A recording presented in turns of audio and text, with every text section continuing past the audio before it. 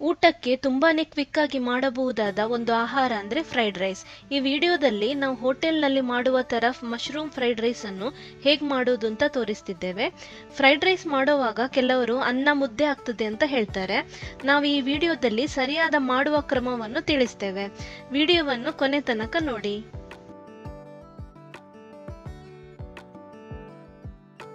Fried rice ಅನ್ನು ಮಾಡುವ ಮೊದಲಿಗೆ ನೀವು ಅನ್ನವನ್ನು ಬೇಯಿಸಿ ಇಟ್ಕೊಳ್ಬೇಕು. ನಾನು ಈ ಕಪ್ನಿಂದ 1 ಕಪ್ ಬಾಸುಮತಿ ಅಕ್ಕಿಯನ್ನು ತೆಗೆದುಕೊಂಡು ಅನ್ನವನ್ನು ಮಾಡಿಕೊಂಡಿದ್ದೇನೆ. ಹೋಟೆಲ್ಗಳಲ್ಲಿ ಬಾಸುಮತಿ ಅನ್ನದಿಂದನೇ ಫ್ರೈಡ್ ರೈಸ್ ಅನ್ನು ಮಾಡ್ತಾರೆ. ನಿಮ್ಮ ಹತ್ರ ಇಲ್ಲ ಅಂದ್ರೆ ನೀವು ಸೋನಾ ಮಸೂರಿಯಿಂದ ಅನ್ನವನ್ನು ಮಾಡ್ಕೊಳ್ಬಹುದು. ಅನ್ನವನ್ನು ಬೇಯಿಸಿಕೊಳ್ಳುವಾಗ ನೀರಿಗೆ ನೀವು 2 ಟೀ ಸ್ಪೂನ್ ಅಷ್ಟು ಅಡುಗೆ ಎಣ್ಣೆಯನ್ನು ಹಾಕಿ, ಇದರಿಂದ ಅನ್ನ ಉದುರುದುರಾಗಿ ಬರ್ತದೆ. ಮತ್ತೆ ನೀರಿಗೆ ಉಪ್ಪನ್ನು ಸಹ ಹಾಕಬೇಕು. ಅನ್ನವನ್ನು ಪೂರ್ತಿಯಾಗಿ ಬೇಯಿಸಬೇಡಿ, ಕೇವಲ 70% ಮಾತ್ರ ಬೇಯಿಸಿಕೊಂಡ್ರೆ ಸಾಕು. ಅನ್ನವನ್ನು ಡ್ರೈನ್ ಮಾಡುವಾಗ ಅದಕ್ಕೆ 2-3 ಸಲ ತಣ್ಣೀರನ್ನು ಹಾಕಿ ಡ್ರೈನ್ ಮಾಡ್ಕೊಳ್ಳಿ. ಈ ರೀತಿ ಮಾಡೋದ್ರಿಂದನೂ ಅನ್ನ ಉದುರುದುರಾಗಿ ಬರ್ತದೆ. ಮತ್ತೆ ಫ್ರೈಡ್ ರೈಸ್ ಮಾಡುವ ಮೊದಲು ನೀವು ಅನ್ನವನ್ನು ಸಂಪೂರ್ಣವಾಗಿ ತಣ್ಣಗಾಗಿಸಬೇಕು. ಸೊ ನೀವು ಯಾವುದೇ ಫ್ರೈಡ್ ರೈಸ್ ಅನ್ನು ಮಾಡುವಾಗ ಅನ್ನದ ಬಗ್ಗೆ ಈ ವಿಷಯಗಳನ್ನು ನೆನಪಿನಲ್ಲಿಡಿ. ನಾನಿಲ್ಲಿ 250 ಗ್ರಾಂನಷ್ಟು ಬಟನ್ ಮಶ್ರೂಮ್ ಅನ್ನು ತೆಗೆದುಕೊಂಡಿದ್ದೇನೆ. ಇದನ್ನು ಈ ರೀತಿ ತುಂಡು ಮಾಡಿಕೊಳ್ಳಿ. ಮಶ್ರೂಮ್ ಯಾವಾಗಲೂ ಬೆಂದ ಬಳಿಕ ಆಕಾರದಲ್ಲಿ ಕುಗ್ಗುತ್ತದೆ, ಹಾಗಾಗಿ ಸ್ವಲ್ಪ ದಪ್ಪದಾಗಿನೇ ಇದನ್ನು ಕಟ್ ಮಾಡಿಕೊಳ್ಳಿ.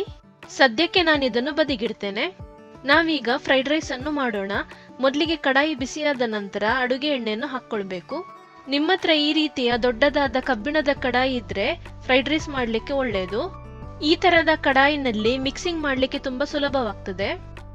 ಎಣ್ಣೆ ಬಿಸಿಯಾದ ಕೂಡಲೇ ತುಂಡು ಮಾಡಿಕೊಂಡ 10 ಬೆಳ್ಳುಳ್ಳಿ ಎಸಳುಗಳನ್ನು ಹಾಕಿ, 5ರಿಂದ 6 ಹಸಿಮೆಣಸನ್ನು ಹಾಕಿ, 1 ದೊಡ್ಡ ಗಾತ್ರದ ಈರುಳ್ಳಿಯನ್ನು ಸಣ್ಣದಾಗಿ ಹೆಚ್ಚಿಕೊಂಡು ಹಾಕ್ತೇನೆ. ನಿಮ್ಮ ಹತ್ರ ಸ್ಪ್ರಿಂಗ್ ಆನಿಯನ್ ಇದ್ರೆ ಇದರ ಬದಲಿಗೆ ಅದರ ಬಿಳಿ ಭಾಗವನ್ನು ತುಂಡು ಮಾಡ್ಕೊಂಡು ಹಾಕಿ.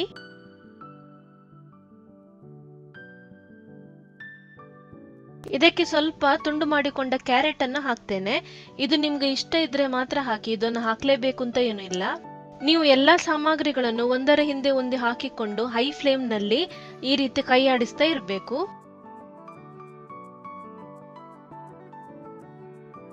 ಇದಕ್ಕೆ ಸ್ವಲ್ಪ ರಫ್ ಆಗಿ ಹೆಚ್ಚಿಕೊಂಡ ದೊಣ್ಣೆ ಮೆಣಸಿನಕಾಯಿಯನ್ನು ಹಾಕಿ.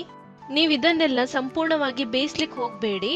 ಚೈನೀಸ್ ಕುಕಿಂಗ್ ನಲ್ಲಿ ಯಾವಾಗಲೂ ತರಕಾರಿಗಳನ್ನು ಹೈ ಫ್ಲೇಮ್ ನಲ್ಲೇ ಸ್ವಲ್ಪ ಮೃದುವಾಗುವ ತನಕ ಮಾತ್ರ ಬೇಯಿಸೋದು.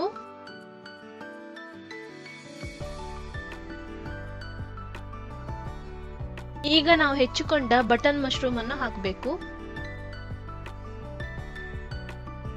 ಇದಕ್ಕೆ 1 ಟೀ ಸ್ಪೂನ್ ಅಷ್ಟು ಉಪ್ಪನ್ನು ಹಾಕಿಕೊಳ್ಳಿ. ಇದನ್ನೀಗ ಚೆನ್ನಾಗಿ ಬೆರೆಸ್ಕೊಳ್ಬೇಕು. ವೆಜ್ ಫ್ರೈಡ್ ರೈಸ್ ಅನ್ನು ಮಾಡುವಾಗ ಎಲ್ಲಾ ತರಕಾರಿ ಹಾಕಿದ ಕೂಡಲೇ ಅನ್ನವನ್ನು ಹಾಕ್ತೇವೆ. ಆದರೆ ಮಶ್ರೂಮ್ ಫ್ರೈಡ್ ರೈಸ್ ಮಾಡುವಾಗ ಮೊದಲಿಗೆ ಮಶ್ರೂಮ್ ಅನ್ನು ನಾವು ಬೇಯಿಸಿಕೊಳ್ಬೇಕು. ನಾವಿದನ್ನು ಈಗ ಸ್ವಲ್ಪ ಹೊತ್ತು ಬೇಯಲಿಕ್ಕೆ ಬಿಡೋಣ. ನೀವಿಲ್ಲೀಗ ನೋಡಬಹುದು, ಮಶ್ರೂಮ್ ಸ್ವಲ್ಪ ಹೊತ್ತಿದ ನಂತರ ಈ ರೀತಿ ನೀರನ್ನು ಬಿಡುತ್ತದೆ. ಈ ಸಮಯದಲ್ಲಿ ನಾವು ಅನ್ನವನ್ನು ಹಾಕಿದರೆ ಫ್ರೈಡ್ ರೈಸ್ ಚೆನ್ನಾಗಿ ಬರುವುದಿಲ್ಲ. ಹಾಗಾಗಿ ಈ ನೀರೆಲ್ಲ ಹೋಗುವ ತನಕ ಇದನ್ನು ಬೇಯಲಿಕ್ಕೆ ಬಿಡಿ.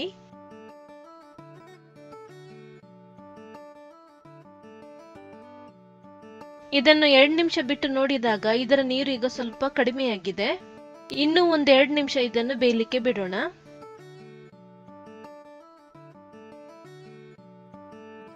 ಇದೀಗ ಪರ್ಫೆಕ್ಟ್ ಆಗಿದೆ. ಇದನ್ನು ಬೇಯಿಸಿಕೊಳ್ಳುವಾಗ ನಾನು ನಡುವೆ ಕೈ ಆಡಿಸುತ್ತಾ ಇದ್ದೆ. ಇದಕ್ಕೀಗ ನಾವು ಬೇಯಿಸಿ ತಣ್ಣಗಾಗಿಸಿದ ಅನ್ನವನ್ನು ಹಾಕಬೇಕು.